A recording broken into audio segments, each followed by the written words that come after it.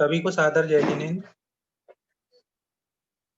दशलक्षण पर्व के अंतर्गत आज हमने प्रवचन और पूजन इत्यादि के माध्यम से उत्तम आर्जव धर्म की आराधना और उसके स्वरूप के बारे में समझा है। और उसी दैनिक कार्यक्रम के अंतर्गत अभी 10:30 से 11:15 बजे तक हमारे बीच उपस्थित भोपाल से पधारे अंकुर जी शास्त्री, इनके माध्यम से छैढाला की तीसरी ढाल पर यहाँ पर बहुत ही मार्मिक प्रवचनों का लाभ हम विगत 2 दिनों से ले रहे हैं। उसी कक्षा के माध्यम से आगे हम जो हमारे छंदों के पर दौलत राम जी कृत छैढाला के तीसरी ढाल के छंदों पर जो चर्चा चल रही है, उसके आधार से हम अंकुर जी शास्त्री की कक्षा का लाभ लेने जा रहे हैं। अंकुर जी से निवेदन है कि वे अपनी कक्षा प्रारंभ करें और सभी लोगों से निवेदन है कि वे जल्दी से जल्दी आकर कक्षा का लाभ लेना प्रारंभ करें। आदरणीय अंकुर जी।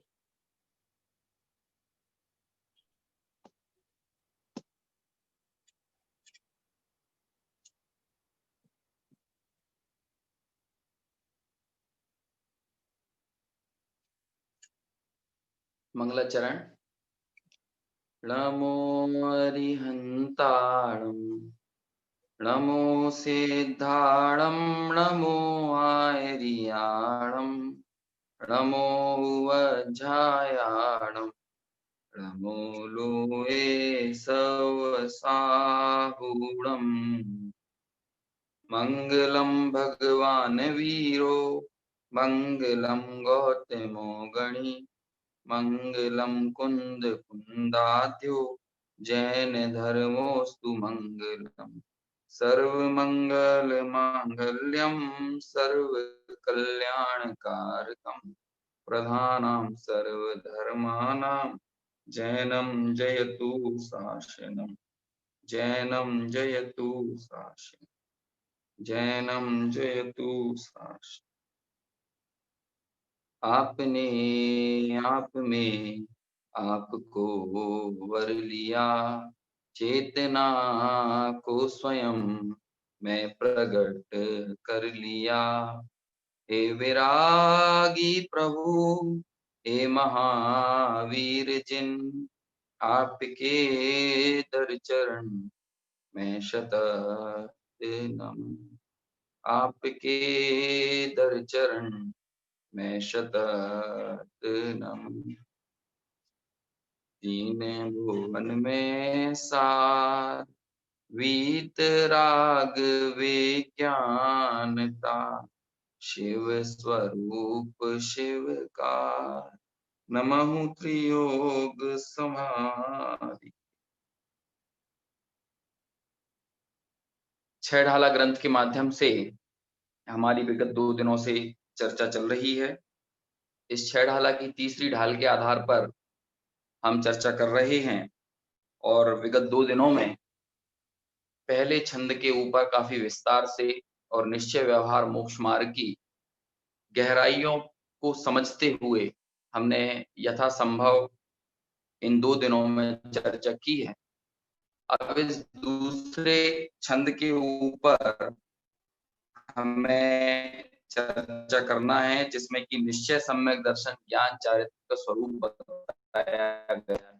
और जैसे कि हमने कल बात की हो, तभी व्यवहार सम्यक दर्शन, सम्यक ज्ञान, सम्यक चारित्र शोभा को प्राप्त कर सकता, दर्शन ना पा सकता है।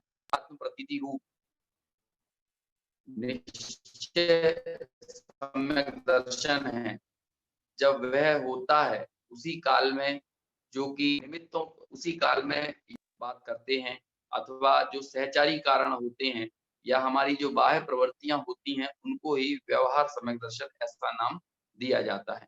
इस पर हमने बहुत चर्चा कल की है। अब सीधे हम अगले छंद की ओर बढ़ते हैं और पहले इस छंद को पढ़ते हैं और उसके बाद इस छंद में क्या भाव पंडित दौलत राम जी ने भरा है उसको हम समझने का प्रयास करेंगे। पढ़ता हूं मैं यहां से। पर द्रव्यन ते भिन्न आप में, रुचि साम्यत्व भला है। आप रूप को जान पनो सो, सम्यक ज्ञान कला है, आप रूप में लीन रहे फिर, सम्यक चारित सोई, अब व्यवहार मोक्ष मग सुनिए, हेतु नियत को होई। देखिए इस छंद में निश्चय, सम्यक दर्शन, ज्ञान, चारित्र का स्वरूप तो बताया ही है, साथ ही अब व्यवहार सम्यक दर्शन का स्वरूप कहेंगे उसकी सूचना भी दी है। एक तरह से हम देखते हैं तो निश्चय, सम्यक दर्शन, ज्ञान, चारित्र का स्वरूप तो इस पूरी तीसरी ढाल के अंतर्गत इस दूसरे छंद में ही बताया है। एक छंद में ही निश्चय, सम्यक दर्शन, सम्यक ज्ञान, सम्यक चारित्र को बता दिया। इसके बाद जो पूरी ढाल में जो वर्णन किया है वो एक तरह से व्यवहार सम्यक दर्शन की ही बात है। लेकिन ये जो छंद अभी हमने पढ़ा, इसमें जो एक पंक्ति, सबसे अंतिम पंक्ति आई, यदि उस पंक्ति को हम निकाल दें तो आगे के 15 छंदों की बात बेमानी हो जाएगी। वो मतलब एक तरह से बड़ी निरर्थक जैसी हो जाएगी। देखिए क्या कहा, जब उन्होंने व्यवहार सम्यक दर्शन की चर्चा करने की सूचना दी इस छंद के अंदर, हम ऊपर के 3 छंदों पर बात करेंगे, लेकिन पहले चौथे छंद पर, चौथी पंक्ति पर, ऊपर की 3 पंक्तियों पर तो हम मतलब चौथी पंक्ति पर बात करने के बाद बात करते हैं। लेकिन पहले इस चौथी पंक्ति को थोड़ा समझ लें, है ना? क्योंकि ये चौथी पंक्ति दरअसल आगे के 15 छंदों की लिंक है ना? यदि इसको आप हटा देंगे तो आप बाकी के 15 छंदों का आधार खत्म कर देंगे। यहाँ कहा कि अब व्यवहार मोक्ष मार्ग सुनिए, मतलब आगे जो कथन आएगा वो व्यवहार मोक्ष मार्ग का कथन है। लेकिन उसे क्या कहा, हेतु नियत को होई, यानी कि वह हेतु है किसका, नियत को, यानी निश्चय, सम्यक दर्शन, सम्यक ज्ञान, सम्यक चारित्र का निश्चय मोक्ष मार्ग का हेतु, यानी कि निमित्त है, निमित्त कारण है ना? और हम ये अनेकों बार ये बात पढ़ते हैं कि निमित्त जो है वो तो अकिंचित कर है। तो यदि कोई निमित्त को ही वास्तविक कारण मान ले, निमित्त तो होते ही हैं, जब वास्तविक कार्य संपन्न होना होगा तो उस स्थान पर निमित्त तो होंगे ही। हम लौकिक में भी देखते हैं कि भाई यदि कोई पर्टिकुलर निमित्त ना बनना हो तो कोई दूसरा निमित्त बनेगा। जैसे कि सम्यक दर्शन का काल उस शेर के जीव का आ गया था, मतलब जो महावीर का जीव शेर की पर्याय में था, जब उसके सम्यक दर्शन का काल आ गया था तो वे 2 चारण रिद्धिधारी मुनिराज निमित्त बने। लेकिन यदि सम्यक दर्शन का काल आता तो उस समय जो भी सहकारी कारण उपस्थित होते उन सभी पर निमित्त का आरोप आता। निमित्त के कारण कार्य हुआ हो ऐसा नहीं है ना? अनेकों बार हम देखते हैं, जैसे कि आप सम्यक दर्शन के भेद प्रभेद पढ़ते होंगे, उसमें एक वेदना सम्यक्त्व आता है, एक बीज सम्यक्त्व आता है, एक आज्ञा सम्यक्त्व आता है। ये सारे सम्यक की हमने जो भेद बनाया है वो किस अपेक्षा से बना है कि देखिए जिस काल में सम्यक दर्शन हुआ, है ना, उपादानगत योग्यता उसकी अपनी जीव की, और उस उपादानगत योग्यता से जीव को यदि सम्यक दर्शन की प्राप्ति हुई, उसका यदि वो नियत काल आ गया था, तब सम्यक दर्शन होने समय यदि बाहर में हमने देखा क्या था, तो कहते हैं बाहर में तो वेदना थी, वो जीव नरक गति में था। तो हमने वो सम्यक दर्शन पर वेदना को निमित्त का आरोपण कर दिया। यदि सामने किसी ज्ञानी की देशना चल रही हो तो वो ज्ञानी की देशना पर ये आरोप आ जाता है कि उसके कारण सम्यक दर्शन हुआ, है ना? इसी तरह यदि कर्णानुयोग के शास्त्रों का अध्ययन कर रहा हो, कर्मों को, लोक परलोक को, इनको समझ रहा हो, और प्रकृति स्थिति, प्रकृति प्रदेश स्थिति अनुभाग बंद, इनकी चर्चाएं सुन रहा, पढ़ रहा हो, और इनको पढ़ते हुए उसकी ऐसी विशुद्धि पके, ऐसी उसकी परिणामों में निर्मलता आए कि वह आत्माश्रित हो जाए, स्वयं का आश्रय ले ले, तो उस काल में वो उस पर्टिकुलर क्रिया को ये आरोप आ जाएगा कि भाई उसके कारण सम्यक हुआ है, तो उसे हम बीज सम्यक कहने लगेंगे, है ना? इसी तरह जिनेंद्र भगवान की आज्ञा यदि उसने सुनी हो और उसको ज्यों का त्यों श्रद्धान किया हो, यदि उस स्थिति को देखेंगे तो उस पर निमित्त कारण का आरोप आ जाएगा। कुल मिलाकर कहना ये है कि किसी निमित्त के कारण कार्य हुआ हो ऐसा नहीं है, बल्कि जब कार्य हुआ उस समय जो भी सामने उपस्थित था उस पर निमित्त का आरोप आ जाता है, उसको हेतु कहा जाने लगता है। जैसे कि आपसे एक प्रश्न करें कि महावीर भगवान मोक्ष कब गए, तो आपका उत्तर ये आएगा कि भाई वो कार्तिक की अमावस्या पर, है ना, महावीर भगवान को निर्वाण की प्राप्ति हुई। उस समय सुबह सुबह भोर में उनको निर्वाण की प्राप्ति हुई। तो क्या प्रश्न ये है, क्या उस तिथि के कारण उनको निर्वाण की प्राप्ति हुई, या फिर जिस समय उनको निर्वाण हुआ तो उस तिथि को भी हम महान कहने लगे? तिथि के कारण निर्वाण नहीं हुआ, बल्कि वो तो उनके निर्वाण का काल था, लेकिन वो निर्वाण का काल जिस तिथि पर पड़ा तो हम उस पर ये आरोप करने लगे कि भाई इसके कारण कार्य हुआ।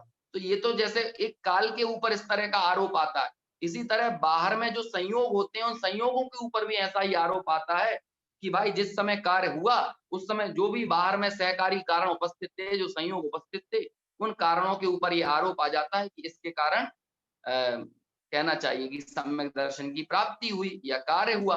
तो ऐसे ही जो आगे व्यवहार मोक्ष मार्ग कहा जाएगा, वो तो दरअसल सहकारी कारण है ना?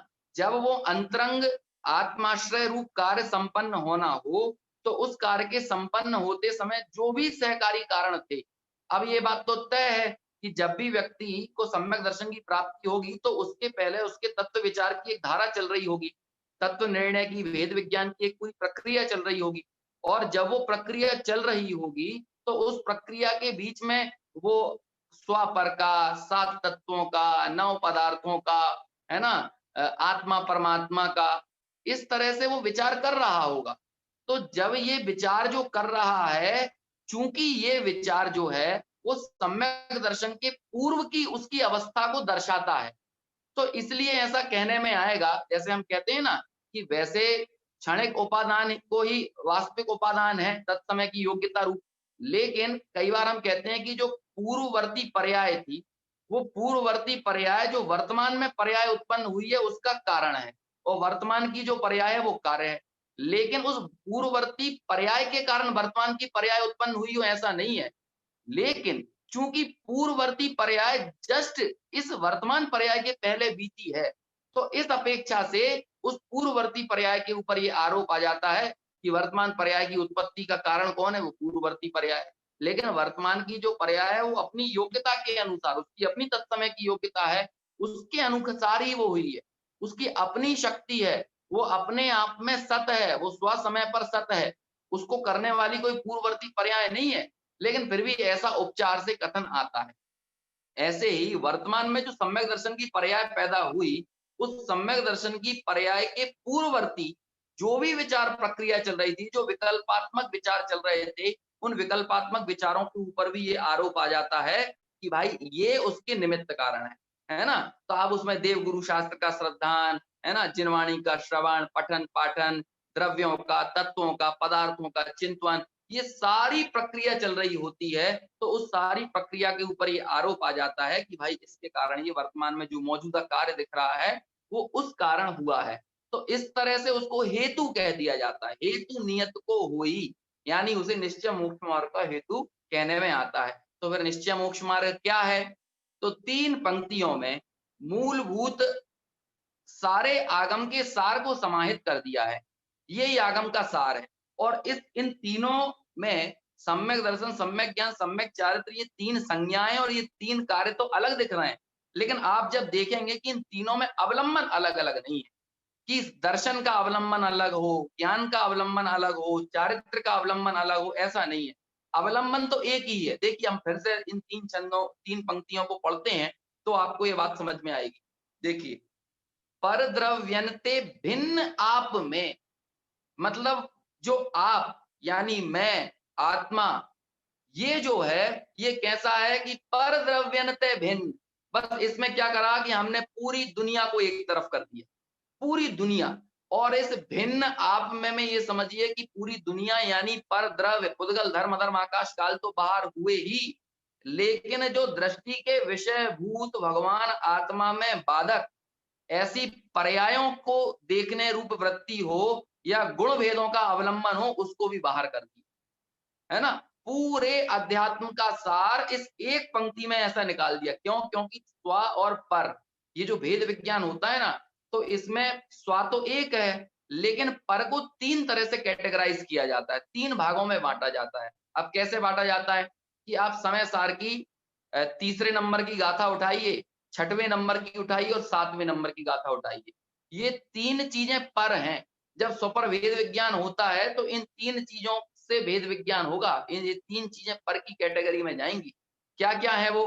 कि एक तो कहते हैं कि वो ये जो षड द्रव्यात्मक लोक दिख रहा है, इसमें जितने भी पर द्रव्य हैं, उद्गल, धर्म, अधर्म, आकाश, काल, यद्यपि वे सभी अपने-अपने गुण पर्यायों से समृद्ध होने के कारण सौंदर्य को प्राप्त हैं, लेकिन वे मेरे लिए कोई प्रयोजनभूत नहीं। वे समय तो हैं, लेकिन वे समय सार नहीं है और मुझे तो समय सार की आराधना करना है। इसलिए भले वो समय हैं, वे सौंदर्य को प्राप्त हैं, वे अपने-अपने लिए प्रयोजनभूत भी हैं, उस चीज का निराकरण नहीं है, लेकिन उनको देखने से मेरा कार्य सिद्ध नहीं होता, इसलिए मेरे लिए तो वो क्या है? वो पर हैं। तो एक पर होता है पर द्रव्य, दूसरा पर होता है जो 6वीं गाथा में आचार्य कुंद लिखते हैं, है ना? कि ना तो वो मैं प्रमत्त हूँ, ना अप्रमत्त हूँ। तो अब ये प्रमत्त और अप्रमत्त इन दोनों श्रेणियों से बाहर करके आत्मा को क्या कर दिया? दरअसल उसे गुणस्थानों से बाहर कर दिया, है ना? और गुणस्थानों से ही नहीं, सिद्ध पर्याय से भी, जो पर्याय प्रगट पर्याय है, उस प्रगट पर्याय से भी हटा दिया। मतलब पर्याय मात्र के अवलंबन को छुड़ा दिया। इसलिए दूसरा पर कौन होगा? दूसरा पर होगा पर्याय। जिसमें पहले के 6 गुण स्थान हुए प्रमत्त रूप और बाद के 8 गुण स्थान और गुणस्थान अति सिद्ध भगवान, ये सभी हैं अप्रमत्त। तो ये ना तो मैं प्रमत्त हूं ना अप्रमत्त हूं, मतलब पर्याय मात्र मैं नहीं हूं। इस तरह पर्याय का जो अवलंबन था उस अवलंबन को भी हटा दिया और उसको भी पर की कैटेगरी में बांट दिया, है ना, रख दिया। फिर तीसरी चीज क्या बचती है? कि तीसरी चीज बचती है कि भाई मेरे अंदर अपने तो गुण है ना, मेरे में दर्शन है, ज्ञान है, चारित्र है, कहते हैं वो सब कुछ है, लेकिन यदि उन भेदों का अनुकरण करोगे, उन भेदों को देखोगे तो कभी त्रिकाली गायक का अवलंबन होने वाला नहीं है। तो तीसरे पर की कोटि में तो रख दिया किसको? सारे भेदों को, गुण भेद को भी पर की कैटेगरी में डाल दिया। तो ऐसे ही जब हम कहते हैं ना पर द्रव्यन्ते भिन्न आप में रुचि, क्यों? क्योंकि अपने में जो रुचि हुई, उस रुचि में यदि ये भेद कल्पनाएं रहें, यदि उस रुचि में पर्याय का अवलंबन रहे, यदि उस रुचि में पर का अंश हम मिलाएं, तो फिर वो कहते हैं वो रुचि कभी भी सम्यक रूप या दृष्टि के विषय बुद्ध भगवान आत्मा की प्राप्ति में कभी भी सहायक नहीं हो सकती। वो रुचि तो ऐसी होना चाहिए कि वो अखंड अभेद तत्व का यही मैं हूं। अब उसमें इस तरह की भेद कल्पनाओं को शामिल करने की आवश्यकता नहीं है। जैसे कि देखिए, कभी किसी स्त्री का विवाह कहीं नक्की हुआ हो, कहीं विवाह पक्का हुआ हो, तो क्या होता है कि जब विवाह पक्के होने से पूर्व तो सारी चर्चाएं चलती हैं कि जिस लड़के से विवाह होने वाला है वो कौन से नंबर का है ना? वो भाई 3 भाइयों में मंझला है, छोटा है, बड़ा है, ये बात की विचार किया जाता है। वो क्या नौकरी करता है, कितना पैसा कमाता है, सारी चर्चाएं की जाती हैं और सारी बातें सत्य हैं। यदि वो 50,000 रुपए की नौकरी कर रहा है, ये बात सत्य है। यदि उसकी हाइट 5 फुट 11 इंच 6 फीट की है, तो ये बात भी सत्य है ना? यदि वो 70 किलो 80 किलो का है, तो ये बात भी सत्य है। यदि वो घर में दूसरे नंबर का है, ये बात भी सत्य है। वो मोटा है, पतला है, गोरा है, काला है, सारी बातें सत्य हैं। क्यों? क्योंकि ये सारी चीजें उसके अंदर इनबिल्ट है, सब कुछ है। लेकिन जब विवाह पक्का हो गया और उस स्त्री ने उसे अपने स्वामी पने से स्वीकार कर लिया, तब वो उसे जो स्वामी पने से स्वीकार करके उसमें जो रुचिवंत हुई है, उसमें जो एकत्व स्थापित कर रही है, उस एकत्व में बताइए वो क्या है? क्या वो इस तरह के भेदों को देखती है? चूंकि ये गोरे हैं, इसलिए मेरे ये श्रद्धा के पात्र हैं। चूंकि इनकी हाइट हेल्थ अच्छी है, इसलिए ये मेरे श्रद्धा के पात्र हैं।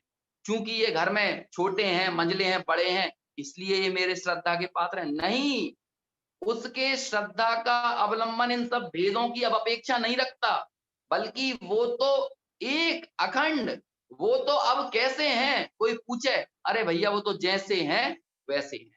और बाकी कोई और भी स्वामी हो सकता है क्या इस जैसा ही कोई और, जो ऐसा ही 70 किलो का हो, गोरा हो, है ना, उसकी हाइट भी इतनी हो, वो भी इतना रुपया कमाता हो, कोई और स्वामी हो सकता है? नहीं भैया, स्वामी तो वो एक ही होगा। यदि उसमें कहीं भी स्खलन हो, यदि दो पने का भाव यदि आ जाए कि किसी अन्य को भी आंशिक रूप से भी स्वामी पने को स्वीकार कर ले, तो उस स्त्री के ऊपर अनेक प्रकार के लांछन लगने लगेंगे। ऐसे ही ये जो प्रगट ज्ञान की पर्याय है या ये जो वर्तमान हमारी श्रद्धा है, यदि इस श्रद्धा का विषय कहीं भी किंचित मात्र भी अन्य कोई पदार्थ या अन्य कोई वस्तु, यदि वो स्त्री ये सोचे कि ये 50,000 कमाते हैं, 1 लाख कमाते हैं, इसलिए मैं इनकी मेरी श्रद्धा के ये पात्र हैं, तो लोग कहेंगे कि भाई है कैसी स्त्री तू कि 1 लाख 2 लाख रुपए इससे तेरे पतित्व या स्वामी पने को स्वीकार करेगी। या अब ये सारी बातें गई, अब वो यदि दरिद्र भी हो जाए और एक अच्छी स्त्री हो, एक पतिव्रता स्त्री हो, तो उसे उसके दारिद्र्य से फर्क नहीं पड़ता, उसे उसके लखपति से करोड़पति बन जाने से फर्क नहीं पड़ता, उसके स्वामी पने की श्रद्धा अटूट अडिग रहती। ऐसे ही जिस श्रद्धा जो सम्यक्त हुआ है ना, बाबूजी की बहुत सुंदर पंक्तियां हैं कि जिसने अपना कोना कोना त्रिकाली ध्रुव के लिए खाली कर दिया है, इसका मतलब उस त्रिकाली ध्रुव के अलावा अन्य जो भी है वो क्या है, वो परद्रव्य हो गया, वो सब परद्रव्य है। तभी तो जाके नियम सार की 38वीं गाथा में आचार्य कुंद कुंद लिखते हैं ना, जीवादि बहिर्तच्चम हेयम उपादेयम अपणो अप्पा, है ना, क्या कि जीवादि सब तत्व बहिर्तत्व हो गए, मतलब कि एक समय का जीव भी बहिर्तत्व हो गया और अन्य जीव भी बहिर्तत्व हो गए। जीव तो बहुत हैं, लेकिन उन सब जीव को के श्रद्धांश से तो इसके सम्यक दर्शन का संबंध नहीं है ना। यदि वो रुचि करेगा तो अन्य सर्व जीवों में तो नहीं करेगा ना, वो तो एक अपने त्रिकाली ध्रुव में जो मैं हूं, मैं ही हूं, ऐसे मैं पने के भाव के साथ जो अपने निज स्वरूप में रुचि, उसको कहा है वो सम्यक। और इस बुनियाद के ऊपर सारे जनागम की कहना चाहिए इमारत खड़ी होती है, यदि ये बुनियाद है, यदि ये आधार है। और हम क्या चाहते हैं, इस बिना बुनियाद के बिना आधार के अन्य सारी चीजें करना चाहते हैं। हम चाहते हैं कि भाई अणुव्रतों का पालन करने लगो, देवगुरु शास्त्र का श्रद्धान करो, ये सारी चीजें, इनका निर्णय भी सम्यक दर्शन के पूर्व नक्की होना, पक्का होना जरूरी है। लेकिन देवगुरु शास्त्र का श्रद्धान अपने चरमोत्कर्ष को कब प्राप्त करता है कि जब इस जीव को सम्यक दर्शन होता है। बाद में यही और स्वरूप की मग्नता वृद्धिंगत होती जाती है, ज्ञान निर्मल होता जाता है, विशुद्धि बढ़ती जाती है, तो यही श्रद्धान और दृढ़ता को प्राप्त होता जाता है। हमने सुना है ना, शुद्ध केवली का अवगाढ़ सम्यक, केवली का परमावगाढ़ सम्यक, कि मतलब जो हमने पहले अपने सीमित ज्ञान से जिस चीज का हमने निर्णय किया था, जब हमने शुद्ध ज्ञान से देखा तब हमें पता चला अरे ये तो वही है जो मैंने अपने सीमित ज्ञान से निर्णय किया था, तो वो क्या हुआ, वो सम्यक अवगाढ़ हो गया।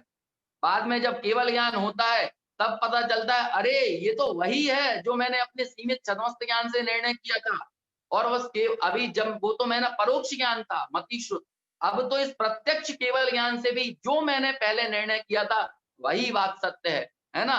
तो अब वही सम्यक को ज्ञान संज्ञा प्राप्त हो गई, उसे परमावगाढ़ संज्ञा प्राप्त, यही चीज और वृद्धिंगत होती जाती है। मतलब कहने का अभिप्राय ये है कि ये ही मूल बुनियाद है। इस एक पंक्ति के ऊपर सारे जनागम की, इस एक मूलभूत बात के ऊपर सारे जनागम की इमारत खड़ी है।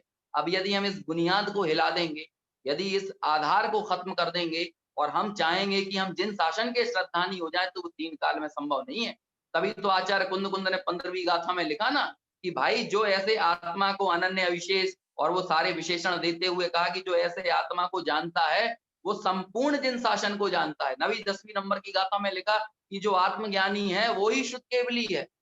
गुरुदेव श्री जब इस पर प्रवचन किया करते थे तो ऐसे भाव विभोर हो जाते थे कि भैया वो आत्म ध्यानी हुई तो वो गिलहरी श्रुत केवली हो गई, वो आत्म ध्यानी हुई तो वो चिड़िया शुद्ध केवली हो गई, वो गैया शुद्ध केवली हो गई, वो कुत्ता शुद्ध केवली हो गया। ऐसे ऐसे अनेकों जीव जंतुओं के नाम लेते हुए गुरुदेव श्री भाव विभोर होते थे। क्यों? क्योंकि शुद्ध केवली अपने संपूर्ण शुद्ध ज्ञान से भी तो उस एक आत्म तत्व को ही निज रूप से ग्रहण करते हैं ना कि यही मैं हूं। वही बात को इस छद्मस्त ज्ञानी ने अपने सीमित ज्ञान में भी वही निर्णय किया है कि वास्तव में ये मैं हूं और बाकी सब क्या है, बाकी सब परद्रव्य, परद्रव्यनते भिन्न आप में रुचि सम्यक तो भला है। उसकी रुचि, वो प्रतीति, वो अनुभूति, अनेकों संज्ञाएं, अनेकों उपमाएं इस एक प्रतीति, एक अनुभूति के लिए दी गई है, एक रुचि के लिए दी गई है ना। और जब उस तत्व की रुचि हो जाती है तो फिर चारित्र गुण का निखार, चारित्र गुण का जो विकास होना है, जो पुरुषार्थ और कहना चाहिए उछाले मारना है, वो पुरुषार्थ भी उछाले मारे बगैर नहीं रहता। फिर तो उसे संयम धारण करना है ना, देश संयम, सकल संयम, श्रेणी चढ़ना, ये सारे जितने भी मोक्ष मार्ग के अग्रिम पुरुषार्थ हैं, इन सारे अग्रिम पुरुषार्थों की नींव, इनकी बुनियाद, इनका आधार यदि कोई है तो वो ये है परद्रव्यंत भिन्न आप में रुचि सम्यक्त भला है। आप इसके अलावा आप सोचिए कि किस चीज की कल्पना कर सकते हैं, है ना। प्रवचन सार नियम सार ग्रंथ में 100वें नंबर की गाथा है, जिसमें ये कहा है कि आत्मा ही प्रत्यख्यान है, आत्मा ही संवर है, आत्मा ही योग है। योग है यानी शुद्धोपयोग है, सब कुछ आत्मा ही है, बस वही है। प्रत्यख्यान आत्मा के बगैर संभव है, योग आत्मा के बगैर संभव है, शुद्धोपयोग आत्मा के बगैर संभव है, संवर आत्मा के बगैर संभव है, निर्जरा आत्मा के बगैर संभव है। हम लोगों की सम्यक दर्शन की लालसाएं तो बहुत पड़ी हुई हैं, लेकिन आत्मा की लालसा उतनी नजर नहीं आती। सम्यक दर्शन हो जाए, सम्यक दर्शन हो जाए, अरे सम्यक दर्शन तो बेकरार है। एक बार आत्म रुचिवंत जीव तो नजर आए, सम्यक दर्शन तो मारा मारा फिर रहा है ऐसे जीवों का अवलंबन लेने के लिए, इन जीवों के गले का हार होने के लिए, इन जीवों की का कहना चाहिए माला आरोहण करने के लिए, है ना। एक तारण स्वामी का ग्रंथ है मालारोहण, है ना, उसमें यही तो है कि वो आत्म गुणों की माला का आरोहण कौन करेगा जिनकी स्वभाव में रुचि, रुचि सम्यक तो भला है। ऐसा उसमें सम्यक दर्शन की बेकरारी नहीं रहती। लोग इस तरह का प्रश्न करते हैं कि भैया सब कुछ पढ़ रहे हैं, सब कुछ जान रहे हैं, सब कुछ सुन रहे हैं, ये सम्यक दर्शन क्यों नहीं हो रहा है? ये सम्यक दर्शन होता किसको है? भैया इसका उत्तर तो ये है कि जो सम्यक दर्शन की तरफ भी नहीं देखते उनको सम्यक दर्शन होता है। जिन्हें सम्यक दर्शन की आप पढ़िए, पूरे सम्यक सन्मुख मिथ्या दृष्टि का पूरा प्रकरण पढ़िए और उसमें पूरे तत्व विचार तत्व निर्णय की पूरी प्रक्रिया को देखिए। वहां पर यदि किसी चीज पर बल है तो वहां पर इस सुपर भेद विज्ञान के ऊपर बल है, मैं कौन हूं इस बात के निर्णय के ऊपर बल है। और हम इस निर्णय को छोड़कर हमारी रुचियां, हम क्या चाहते हैं कि सब कुछ थोड़ा थोड़ा करना चाहते हैं। हम चाहते हैं थोड़ा दुकान भी चलती रहे, थोड़ी मौज मस्ती भी चलती रहे, खाना पीना खेलना भी चलता रहे, घूमना फिरना भी चलता रहे, सब चलता रहे और थोड़ा धर्म भी चलता रहे, स्वाध्याय भी होता रहे, थोड़ी सी पूजा भक्ति भी होती रहे, सब होता रहे। तो कुल मिलाकर हम क्या करते हैं, हमारे संसार को बैलेंस बनाए रखते हैं। बस कुल मिला के बस ये पुण्य पाप का बैलेंस चलता रहता है, थोड़ा पाप थोड़ा पुण्य, और यहीं पर हे उपाधिपना चलता रहता है। लेकिन और यही रुचियां बदलती रहती हैं, यही रुचियां बदलती हैं। कभी दुकान पर गए, धंधे में गए, दोस्तों यारों के बीच में गए तो उनके जैसे हो जाते हैं, उनकी रुचियों में ढल जाते हैं। वो मंदिर में आते हैं तो पूजा भक्ति, है ना, इन सारी चीजों में यहाँ जो चर्चा चल रही है उसमें ही रम जाते हैं। लेकिन इन सब से भिन्न मैं कौन हूं इस बात का निर्णय करने के तरफ कभी हमारा उल्लास, कभी उत्साह पैदा ही नहीं होता है। पर्याय में एकत्व तो जस का तस पड़ा रहता है, प्राप्त पर्याय में तन्मयता जैसी की तैसी पड़ी रहती है, उसमें किसी प्रकार का भी कोई ढील नहीं आती, उसमें कोई भी प्रकार का कहना चाहिए वो जो मजबूत पकड़ है ना वो ढीली नहीं पड़ती, वो एकदम स्थिर बनी रहती है। और सारी चीजें, है ना, अभी जैसे कि मैं प्रवचन कर रहा हूं, आप लोग सुन रहे हैं, तो इसमें ही हमने कहीं कहीं पर क्या महसूस कर रखा है कि ये मैं बढ़िया कर रहा हूं।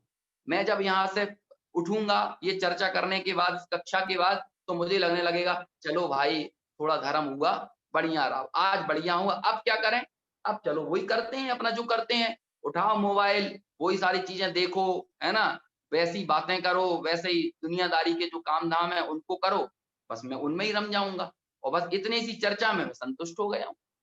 इसके आगे और वृद्धिंगत होने की चेष्टा ही नहीं है। ऐसे ही जो लोग सुन रहे होंगे वो भी ये महसूस कर रहे होंगे, चलो हमने सुबह से ऑनलाइन भक्ति देखी, ऑनलाइन प्रवचन सुना, एक कक्षा सुन ली, अब और क्या जान दे दें अपनी, यही बात लगता है ना। बस ठीक है, अब क्या करें, अब धर्म तो बहुत हो गया, अब थोड़ा बैलेंस बनाने के लिए क्या करें, अब बढ़िया खाएंगे पिएंगे मजे से आसक्ति के साथ, लेकिन वो भेद विज्ञान की धारा नहीं चलेगी, वहां नहीं चलेगी, वहां नहीं हमें समझ में आएगा कि ये परद्रव्यों में सुख बुद्धि नहीं है। जो बात हमने सुनी थी उस चीज का प्रयोग करें, इनमें एकत्वमात्र कर्तृत्व का निराकरण करना, ये जो बात चली थी इस चीज का प्रयोग करें।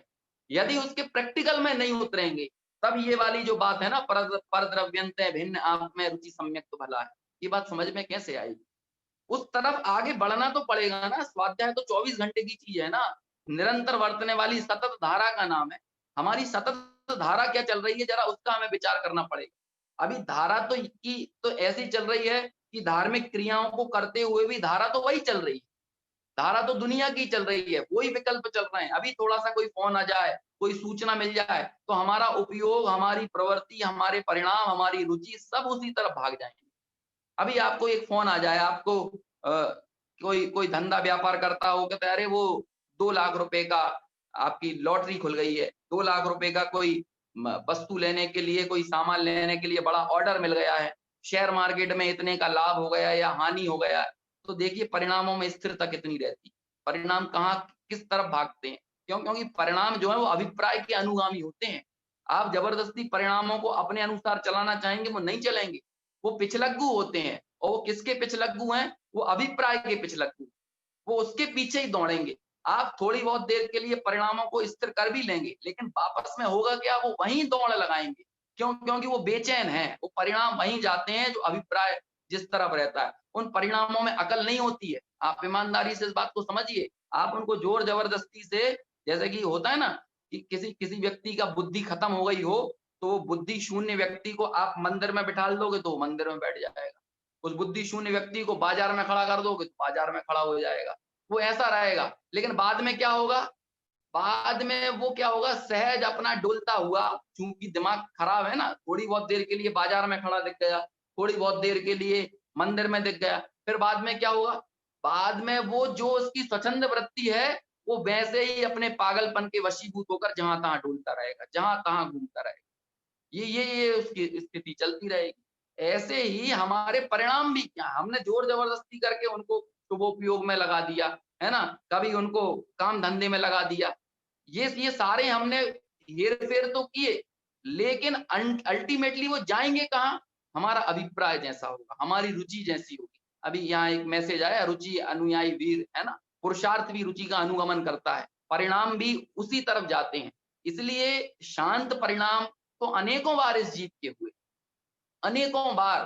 क्यों? क्योंकि यदि परिणामों में मंदता नहीं आती, कषायों में मंदता नहीं आती, तो आज हमें जो ये संयोग प्राप्त हुए हैं, क्या ये मिल जाते? लेकिन अब यहां तक तो हम पहुंच गए, इन मंद कषाय के परिणाम स्वरूप यहां तक तो आ गए, लेकिन यहां अब हमको अपनी रुचि को परिवर्तित करना बहुत जरूरी है। क्योंकि यदि यहाँ रुचि परिवर्तित नहीं हुई और हमने पुण्य में ही धर्म माना, पुण्य को ही उपादेय माना, तो आप कर्णानुयोग को पढ़िए, वहां पर ऐसी बात आती है कर्म पद्धतियों की चर्चा करते हुए कि भाई 15 कोड़ा कोड़ी सागरों पम का साता वेदनीय भी यदि बांधा हो तो वो असाता वेदनीय में संक्रमित हो जाता है। अब आपकी मेहनत का क्या हुआ? पुण्य के उदय को संरक्षित करने की सामर्थ्य भी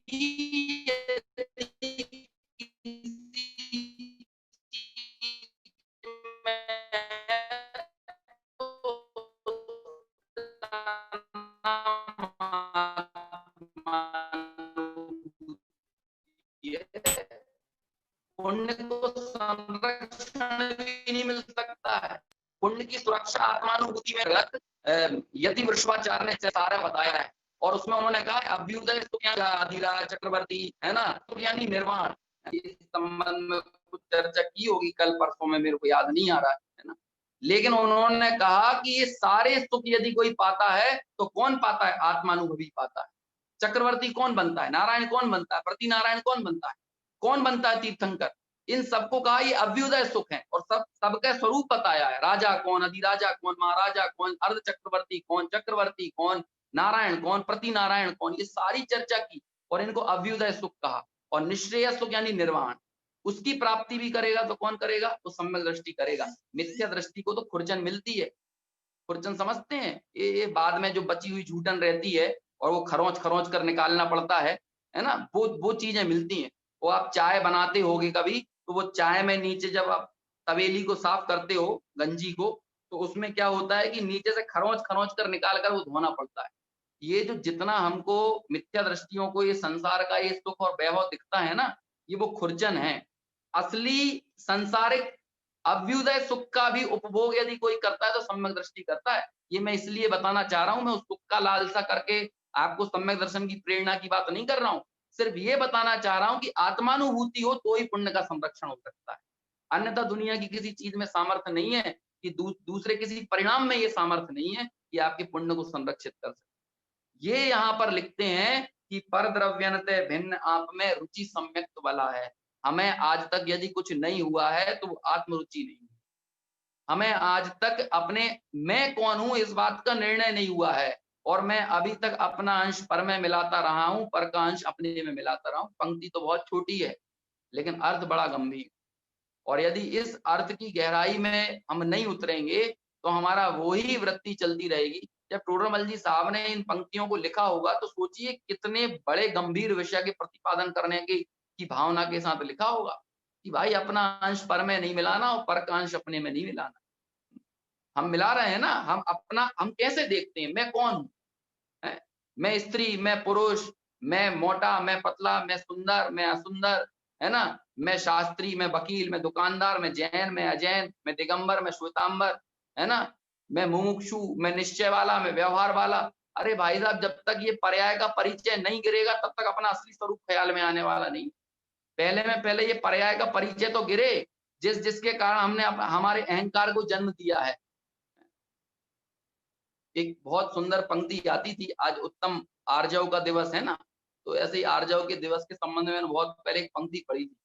स्वपर प्रकाशी ज्ञान, है ना, स्वपर प्रकाशी आत्मा, आत्मा स्वपर प्रकाशक है ना, ये स्वपर प्रकाशक आत्मा जाने ना स्वा को कभी, दुनिया में इससे बड़ा मायाचारी और कोई नहीं।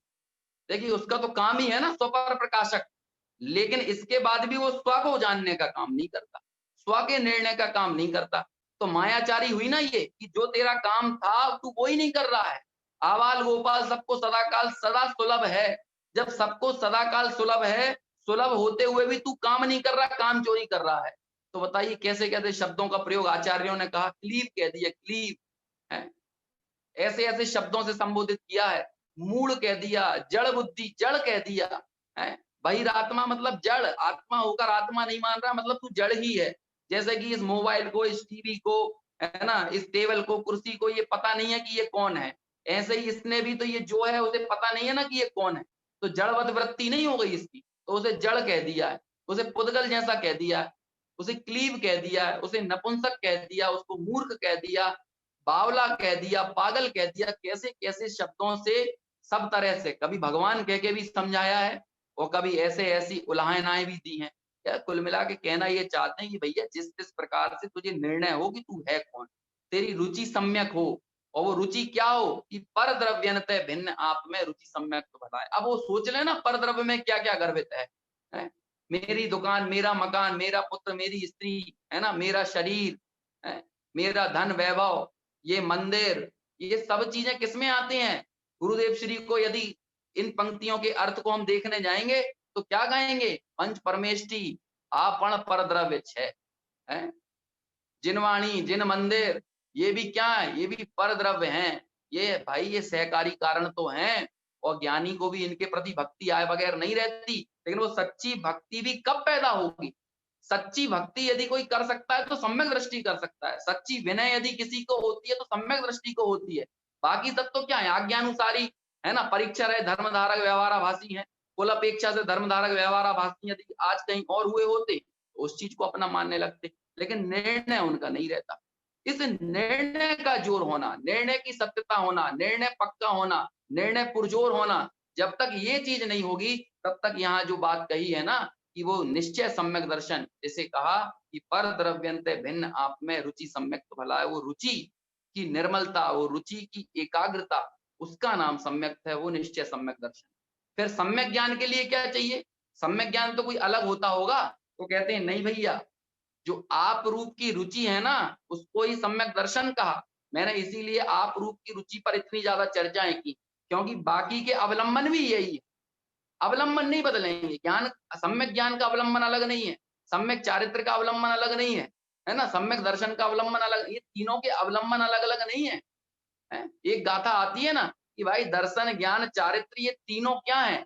ये तीनों आत्मा ही है। इसलिए दर्शन ज्ञान चारित्र इनकी अलग अलग भावना करना या इनकी अलग अलग आराधना करना उचित नहीं है, बल्कि एक आत्मा की आराधना करो, उसमें दर्शन ज्ञान चारित्र तीनों ही गर्भित हो जाते हैं।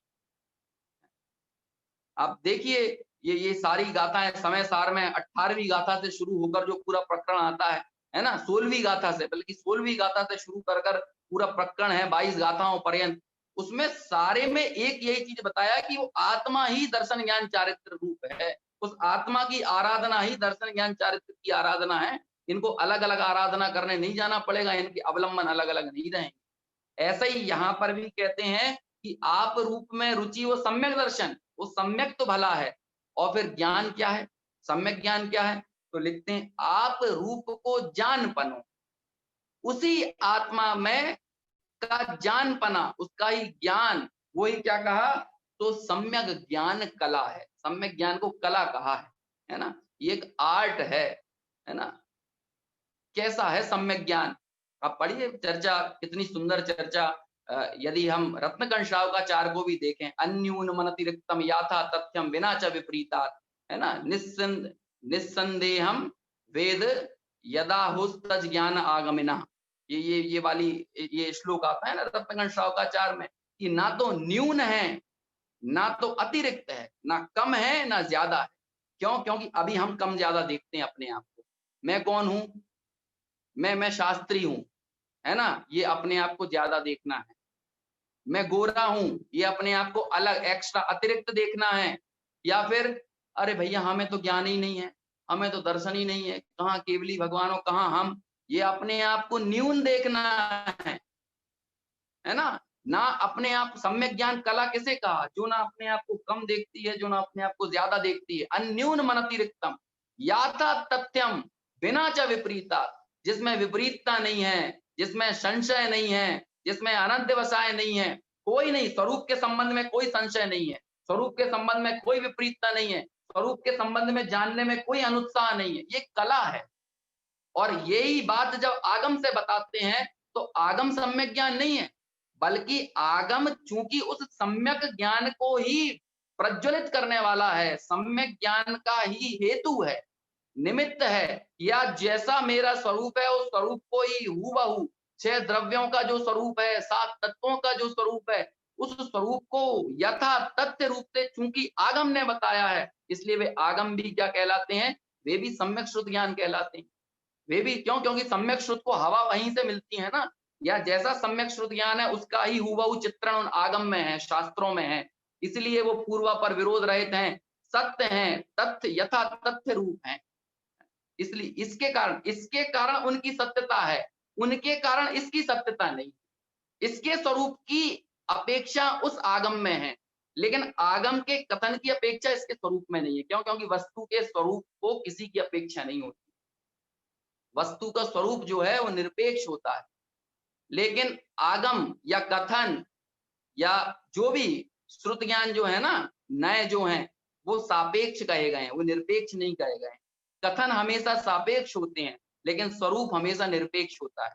और वे किसके सापेक्ष हैं कथन? वे इस स्वरूप के सापेक्ष हैं, वे इसके अनुसार बताना पड़ेगा।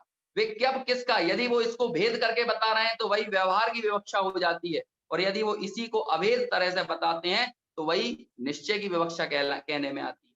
लेकिन इस वस्तु स्वरूप को, इस आत्म स्वभाव को, इस मेरे स्वरूप को, इसको किसी की अपेक्षा है? ये तो यथा तथ्य रूप है, ना कम है ना ज्यादा है। अब अपने आप को देखना, मैं सेठ हूं, भाई तुम ये कहां से लेकर आ गए, ये अपने स्वरूप को ज्यादा क्यों देख रहे हो? है? मैं बीमार हूं, मैं कमजोर हूं, मैं दुबला हूं, मैं पतला हूं, मैं शक्ति शून्य हूं, मैं समृद्धि शून्य हूं। अरे भाई कम क्यों देख रहे हो अपने आप को? अरे ना बाह्य वैभव से अपने आप को कम देखो, ना बाह्य वैभव से अपने आप को ज्यादा देखो। ये कम ज्यादा देखना यही मिथ्या ज्ञान है। अन्यून मनतिरिक्तम, ना न्यून देखो ना अतिरिक्त देखो, ये सम्यक ज्ञान है। यथा तथ्य रूप देखो, क्या है यथा तथ्य? आत्मज्ञानम स्वयं ज्ञानम ज्ञानादन्यत् करो, ये यथा तथ्य है, ये यथार्थता है। तू ये है, तेरा ये स्वरूप है। वास्तव में राग द्वेष ये भी तेरा यथार्थ स्वरूप नहीं है। तू रागी है, तू द्वेषी है, तू क्रोधी है, मानी है, लोभी, ये तेरा यथार्थ स्वरूप नहीं है। ये तेरा अन्यून या अतिरिक्त स्वरूप है, या तो न्यून है या अतिरिक्त है। लेकिन सम्यक ज्ञान कैसा है? ना तो न्यून है ना तो अतिरिक्त है। इसलिए उसको क्या कहा? वो कला है, यही कला है। सोना जैसा है वैसे सोने को जो उभार दे वो सोनार कलाकार है। क्यों? क्योंकि उसके असली स्वरूप को जो उभार दे। लेकिन जो उस सोने को मैं कोई मिलावट करके उसकी शुद्धता को प्रदर्शित करे, वो सुनार नहीं है, वो चोर है, वो ठग है। ऐसे ही जो अपने यथार्थ स्वरूप को उभार कर उसको ही जाने, उसको ही माने, ये कला है, ये आर्ट है। लेकिन इसमें यदि कोई मिलावट करके इसको प्रदर्शित करे तो ये फरेब है, ये झूठ है, ये छल है। और ये छल किसी और के साथ नहीं बल्कि अपने स्वयं के साथ बहुत बड़ा छल है, जो कि अनादिकाल से ये जीव अब तक करता चला आ रहा है। इसलिए यहाँ क्या कहा, सम्यक ज्ञान कला है। आप रूप को जान पनो सो सम्यक ज्ञान कला। बहुत सम्यक ज्ञान के अंगों की चर्चा करें, है ना, बहुत बहुत बातें इस पर हो सकती हैं, लेकिन समझना, अभी तो खैर वो चर्चाएं आएंगी व्यवहार सम्यक दर्शन ज्ञान चारित्र के प्रकरण में। अभी तो हम यहाँ पर निश्चय जो एक अवलंबन है उसकी बात कर रहे हैं। अब लीनता क्या है, चारित्र क्या है, तो वो कहते हैं कि आप रूप में लीन रहे। जैसे जैसे यहाँ मग्नता वृद्धिंगत होती जाती है, ये विशेष लीन होता जाता है, मग्न होता जाता है, वैसे वैसे अप्रत्यक्षानावरण, प्रत्यक्षानावरण, इन सर्व कषायों का अभाव होता जाता है। जहां अप्रत्यक्षानावरण गई वहां ये देश संयमी हो गया, जहां प्रत्यक्षानावरण गई वहां पर ये सकल संयमी हो गया, जहां पर सर्व कषाएं चली गई वहां पर इसका यथाख्यात चारित्र प्रकट हो गया। यहाँ मग्नता बढ़ती जाती है, वहां कषाएं घटती जाती हैं, चारित्र वृद्धिंगत होता जाता है, और जो असली रूप है यथाख्यात, ख्याति के अनुरूप, वो रूप इसका देर सवेर अंततः प्रकट हो ही जाता है। लेकिन वो किसके बल पर है, क्या है सम्यक चारित्र, क्या है निश्चय चारित्र, तो कहते हैं आप रूप में लीन रहे, स्थिर, स्थिर, स्थिरता को, लीनता को, टिके रहने को, निर्विकल्प समाधि जिसे कहते हैं, है ना, निराकुल आत्म स्वभाव का अवलंबन, सतत अवलंबन जिसे कहा है, ऐसे उस सतत अवलंबन को प्राप्त कर कर, सतत आश्रय को प्राप्त करके ये जीव क्या है, तो सम्यक चारित्र सोई, उसे ही क्या कहा गया है, उसे सम्यक चारित्र कहा गया है। तो इस तरह हम देखते हैं कि सम्यक दर्शन, सम्यक ज्ञान और सम्यक चारित्र, इन तीनों के अवलंबन नहीं बदले, अवलंबन एक रहा है, लेकिन एक जहां पर रुचि हुई, निर्णय पक्का हुआ और उस अनुसार रुचि हुई, इसका नाम सम्यक दर्शन है। उसी आत्म स्वभाव के जान पने का नाम सम्यक ज्ञान है, और उसी में स्थिर होकर लीन हो जाना, है ना। ये स्थिर होकर लीन हो जाने की चर्चा कहां पर की, आचार्य कुंद ने समय सार की 73वें नंबर की गाथा में की, जब उनसे प्रश्न किया गया कि हे आचार्य, इस विधि से आश्रमों का निरोध होता है, आश्रम कैसे जाते हैं, इन आश्रमों का निरोध कैसे होता है, तब आचार्य देव अपनी वाणी से ऐसे सुंदर शब्द प्रस्फुटित करते हैं और वे लिखते हैं, अहम एक को खलु शुद्धो लिम्ब मो णाण दंसण समग्गो तम्मी ठिदो तच्चित्तो।